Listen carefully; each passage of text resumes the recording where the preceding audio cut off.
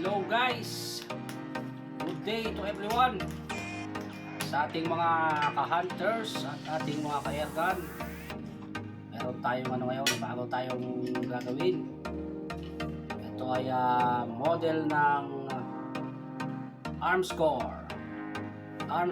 retractable. Yan, tinawag siya retractable kasi ito. Pinindot nyo itong ito. Yan, pwede nyo siyang extend. Pindutin nyo lang ulit. Pwede nyo siya retract. Bolt action.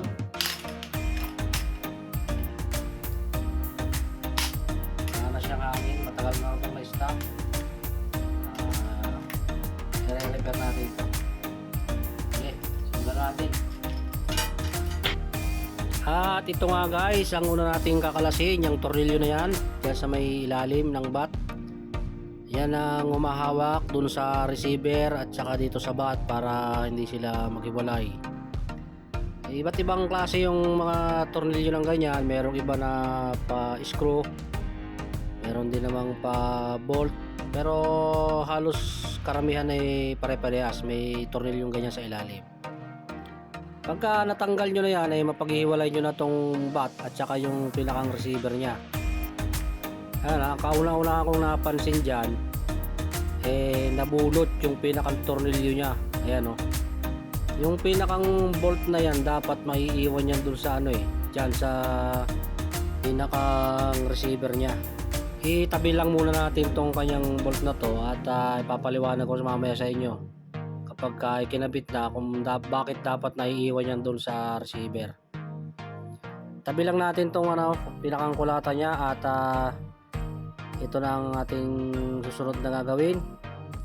Ang kailangan yung safety natin dapat lagi nating iisip yan, kaya ito checkin ko yung pinakang barrel nya. Baka kasi meron ditong naiwang bala o kaya may mga debris sa loob nito na maaaring tumalsik kapag tayo nag-testing, kapag tayo tapos nang maggawa. Kaya checkin muna natin to. Saksak lang natin yan dito sa dulo, tapos abangan natin doon sa pinakang puwit. Kung makikita nyo lumalabas dyan, ibig sabihin na clear na yung barrel nito, wala siyang laman sa loob. Kaya proceed na tayo sa susunod nating gagawin. Sunod natin kakalasin ay yung pinakang dulo na, yung pinakang intake port nya ng CO2. Ayan, at medyo mahitigas siyang tanggalin, kaya kumuha ako ng plies at yan, maluluwagin natin siya. Yung tornilyong ganito guys, kung alam nyo, kapag nakabili kayo ng bago, hand tight lang talaga ito. Hindi ito hinihigpitan na hinahapit ng gusto, kasi ang nagsisil dyan ay yung pinakang o-ring nya, hindi yung thread. Kaya pag natanggalan natin yung tornilyo ay subukan natin tanggalin itong pinakang housing nya ng intake port. Medyo matigas. Kukuha ako ng adapter at ituturuli ko dito para may kakapitan yung pinakang plies natin pagka tinatak itong at subukan ulit nating tanggalin kung sasama na siya.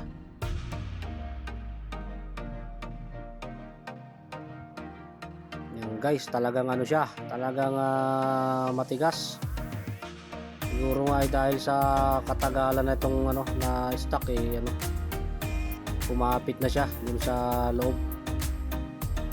Kumuha na ako ng C-clamp at kakapitan ko to ng C-clamp para pwede nating intigin yung C-clamp para mabatak niya itong kasi talagang ayaw niya itong lang lumabas, masyado na siyang dumikit doon sa yan, medyo intingin-tingin lang natin ng martilyo yung C-clamp para mabatak niya palabas. Yan guys, at ikot-ikotin lang din natin na may kasamang pahatak yun, at sumama na nga siya palabas. Yan guys, kung mapapansin nyo, talagang siya, dumikit siya kasi ginalawang na siya. Ayan, kung mapapansin nyo yung pinakang intake port housing, ayan, puro na siya kalawang. Sunod naman nating kakalasin ay itong kanyang trigger assembly. Meron ditong pin na humahawak dun sa pinakang spring nya Pupunsulin lang natin yung kabilang dulo niyan para umusli dun sa may kabila. At kapag umusli na ay kakapitan natin yan ng plies. Takpan nyo lang yung dulo kasi may spring yan, iikas yan kapag walang takip. Ayan yung spring nya. Tapos susunod naman nating tatanggalin ito namang pinakang kalabitan nya. Ganun din, pupunsulin lang natin yung kabilang dulo ng pin. At kapag napausli natin yan ay pwede na nating kapitan ng plies at batakin natin yan para mailabas natin. At ayan na guys, natanggal na natin yung pinakang kalabitan nya. Bali yan ay mayroong tornilyo doon sa ilalim. Yan ang humahawak doon sa pinakang housing ng bolt. Kakalasin lang natin yan para mahugot natin tong pinakang housing ng trigger assembly. Kapag natanggal natin yung tornilyo na yon ay mahuhugot na rin natin to yung pinakang stopper nya sa likod nung spring nung hammer. Sunod naman dyan ay tatanggalin ko na tong handle nung pinakang bolt action nya. At kapag natanggal yan ay isusunod naman natin itong alling wrench na humahawak dito sa ibabaw yung pinakang barrel nya.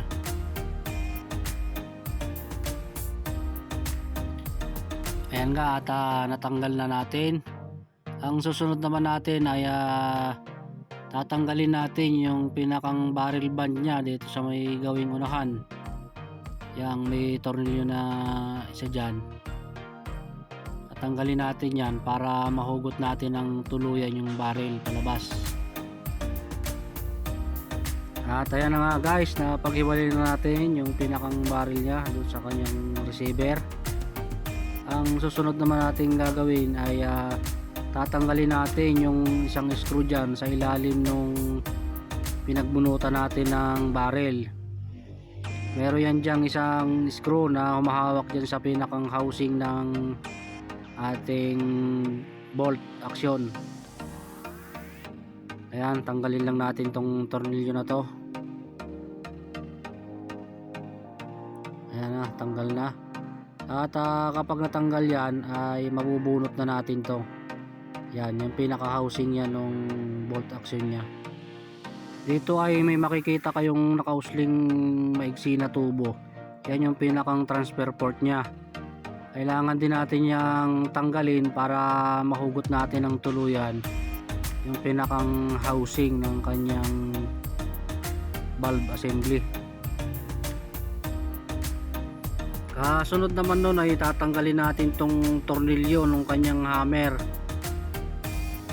Pagka natanggal natin yan ay mapapalabas na natin yung hammer dito sa may hulihan ng ating tangke. Yan nga, at natanggal na natin yung hammer. Kasunod naman yan ay susundutin natin tong pinakang valve housing nya at itutulak natin yan papalabas dun sa pinaglabasan din ng pinakang hammer sa may huli. Ayan, ayan na siya, palabas na. Hintikin-tikin lang natin at lalabas na yan. Ayan guys, na lumabas na siya. Pag napalabas na natin yung valve housing ay ikakabit natin tong pinakang bolt na tanggal natin kanina sa may kulata.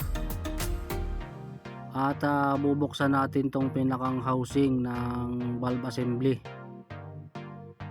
Yung likod na yan ay tatanggalin natin yan. Diyan natin makukuha yung pinakang firing pin nya. Titignan natin kung maayos pa ba. Medyo itulak nyo ng konti kapag pinipihit nyo dahil may spring yan, baka biglang umigkas. Yan, meron yan yung spring sa loob. Yan ang tumutulak dyan sa pinakang firing pin. At nakita ko itong firing pin nya ay medyo masama na rin ang lagay. Kailangan ng palitan ng pinakang acetal. Sunod naman ay ito namang intake port ang ating kakalasin. Meron din ito ditong maliit na pin kumuha lang tayo ng pangpunsol at punsulin natin para lumabas yung dulo ng pin sa may kabila. Takpan natin ng daliri yung butas kasi may spring yan dyan, saka natin hugutin yung pin. At ayan na yung pinakang spring nya. At meron niyang valve sa loob, maliit. Ayan yung pinaglalagyan niya ng o-ring. Palitin na rin yung o-ring yan kasi matigas na, at saka kailangan nating linisin tong kanyang housing kasi sobrang dumi na, puro kalawang na. Kalasin na rin natin yung mga o-ring. Meron yung isang o-ring dito sa valve housing, yan, isang malaki na yan. Tapos meron ding isa dito sa may intake port, may malaki ding o-ring dyan. Ayan, bali dalawa yung malaking o-ring dyan. Tapos meron pa ring o-ring dun sa pinakang piston nung intake port, yung maliit yung nasa loob. Ito yung tatlong o-ring nating papalitan sa loob. Ito yung sa valve housing, ito naman yung sa intake port, at ito yung sa piston ng intake port. Dahil nga sa sobrang dumi na nitong mga pyesa nitong ating ginagawang baril, kailangan ko itong ugasan dito sa crudo. Ayan, bali diesel yung ginamit ko. Yan ang gagamitin kong pangugas kasi maganda yan. Bukod sa maganda siyang pantanggal na mga nanigas na dumi at kalawang, magsisilbi rin siyang pinakang lubricants na nung mga parts natin para hindi na siya masyadong kalawangin. Gumamit lang din ako dito ng yung wire brush na pino para pangkuskus natin doon sa mga parts natin na ating lilinisin. Linisin lang natin yung mabuti, at pagkatapos nating linisin ay kailangan din natin yung punasan ng basahan at tuyuin nating mabuti para tuloy-tuloy na kapag tayo mag-a-assemble na ng ating baril.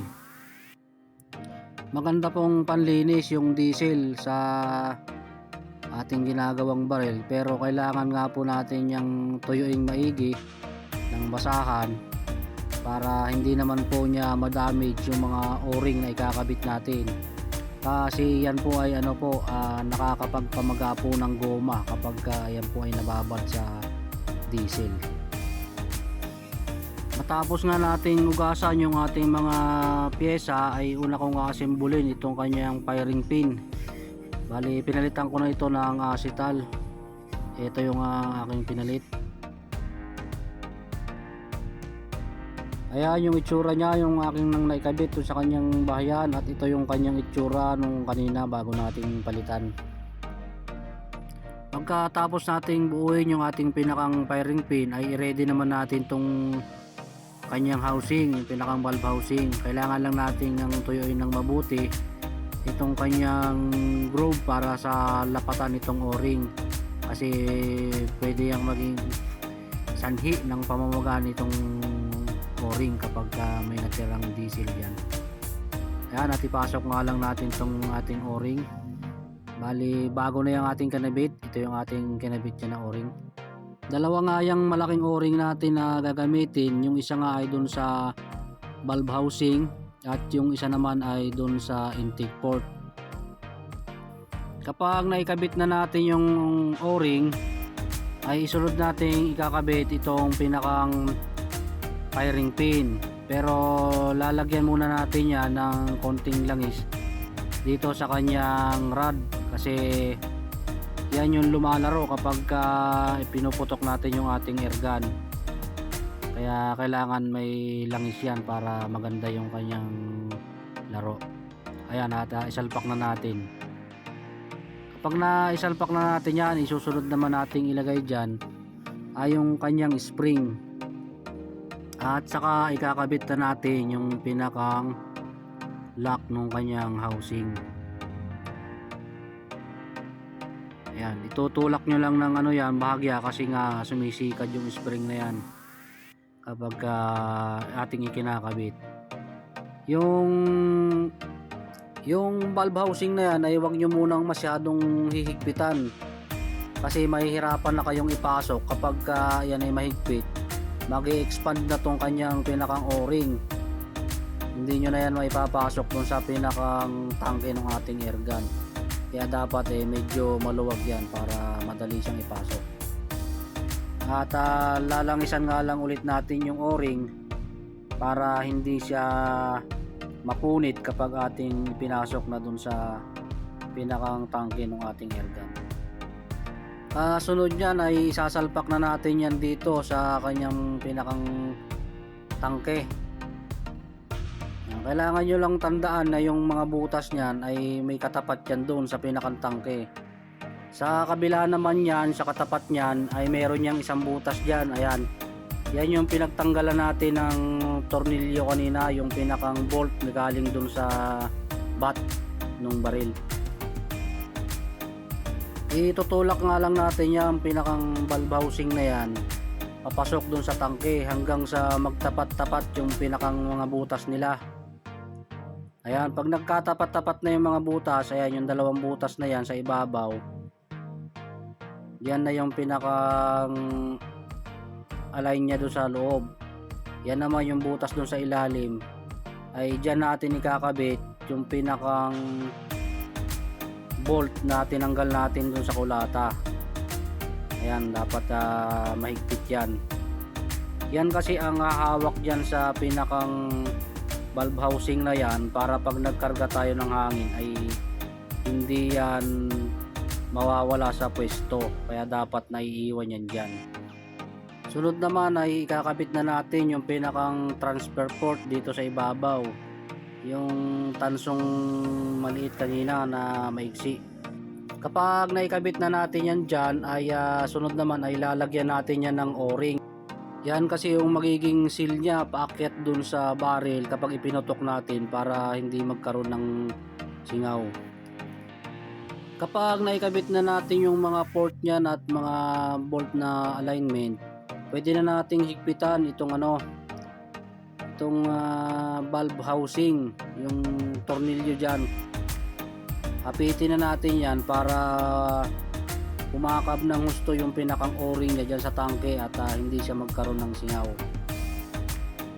Pagtapos nun ay sunod naman nating ikabit tong pinakang hammer nya. Tingnan nyo lang yung dulo, ayan yung may bilog na maliit, yan yung nasa unahan, yan yung tumatama dun sa pinakang firing pin. At yung likod naman yan na may butas, yan naman yung pinaglalagyan na itong pinakang spring ng hammer. Yan ang pagkakasunod-sunod yan. At saka nyo ipapasok yan dito sa may hulihan ng ating baril. Yan. Kapag naipasok na natin yan ay pwede na nating ikabit yung tornilyong maliit ng pinakang hammer natin. At pwede na natin yang higpitan.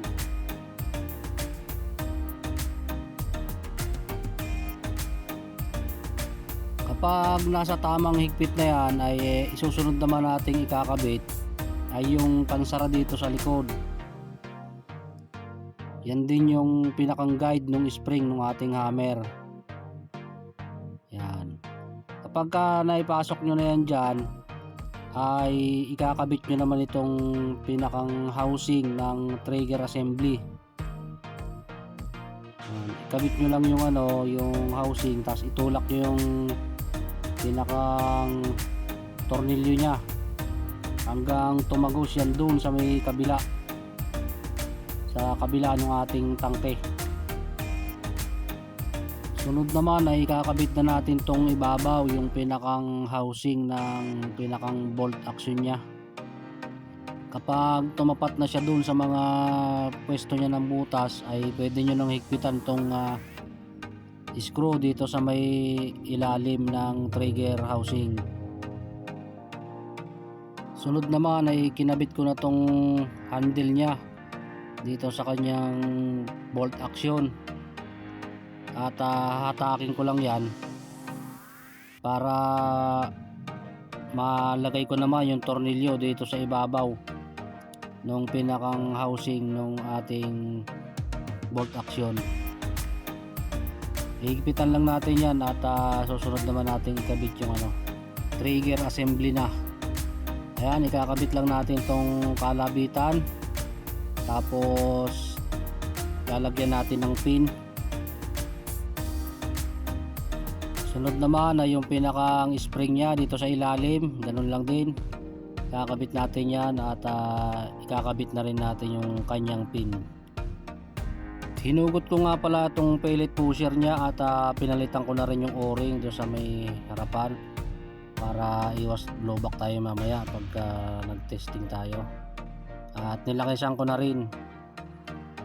Ipapasok lang ulit natin yan dito sa kanyang housing. At kasunod yan ay pwede na natin ikabit yung pinakang barrel. I-align lang natin yung yung lagayan ng handle at saka yan, pwede na natin yang ikabit. Ito na nga ang susunod nating ikakabit, yung pinakang barrel na niya. Isaksak lang natin yan dun sa pinakang barrel band niya at diretso yan dito sa pinakang housing ng pellet pusher. Tapos pag na-align na natin doon sa tapat ng butas ay ibabalik natin yung alling wrench na tinanggal natin kanina. Ayan. At ihigpitan lang natin yan. Kailangan nyo lang uga-ugahin yan kasi meron yang pinakang groove dun sa ilalim. Yun ang pinakang align yan. Saka nyo hihigpitan ng magandang higpit. Tapos no, na ito naman ay kakabit natin yung tornilyo nitong pinakang barrel band. Hahapitan lang natin yan ng katamtaman kasi yan ay parang aluminum. Pagka nasobrahan sa hapit nabibiyak minsan yung ganyan. Sipatin lang natin yung pagkakaalay niya at saka natin higpitan ng tamang higpit. Sunod naman, ito na ang ating gagawin, yung pinakang piston ng kanyang intake port. Papalitan natin yan ng panibagong o-ring at ilalagay na yan natin dito sa kanyang housing. Kasunod yan yung spring. Ayan, ikakabit na natin yung spring at saka yung kanyang pin. Ikakabit na rin natin yung panibagong o-ring dito sa kanyang housing ng intake port para maikabit na natin. Lagyan nga lang ulit natin ng konting langis para madali siyang ipasok at hindi madamage yung ating o-ring kapag ating ikinabit. Lagyan lang din natin ng konting langis itong pinakang thread ng ating pinagtotornilyohan at pwede na nating isalpak itong ating intake port.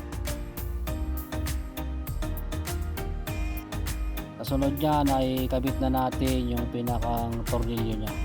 Kapag nasa tamang higpit na yan ay pwede na tayong magsalin ng CO2. Pagkatapos nun ay subukan natin tong unit kung puputok na to.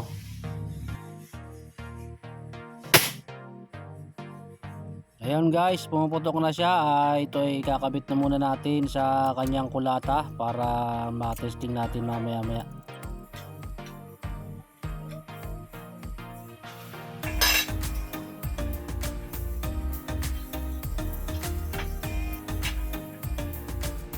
Ayan guys, testing na tayo.